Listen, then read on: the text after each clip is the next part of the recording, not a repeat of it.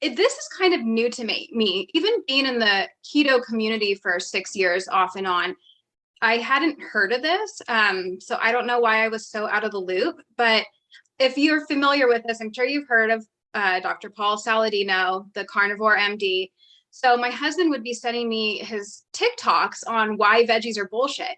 And so he would send them to me and I'd watch them here and there. And we never like talked about it. Like I was just like, huh, okay. And then one day I'm like, so you keep sending me these, like, is this a thing? Like, should we like, are you doing this? Because he was kind of doing it because he was keto, but not having a lot of vegetables.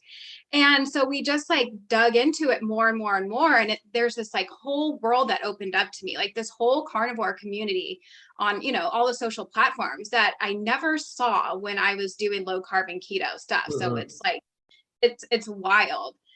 So that was my intro to it, was the shirtless guy everyone says, Yeah. that yells at the camera. So when I started, I was more animal based. I was still very low in carbs, I would say. Mostly, I called it carnivore ish. So I was mostly carnivore. I would have like some avocado and I would have some blueberries, but I would still say my carbs were probably under 50 grams. Mhm. Yeah, and then just after like a while, I think I did it for about 5 weeks or 7 weeks, and I felt like when I would have fruit that it was just triggering more cravings for fruit and more sweetness, and I would just like crave that fruit, and I was feeling like it was making me more hungry. Like I could have eaten 2,000 calories that day, which is a lot for me, and I would still like want to eat. So I guess it's been maybe like a month now that I ditched the fruit, ditched the honey I was using, and I feel a lot better.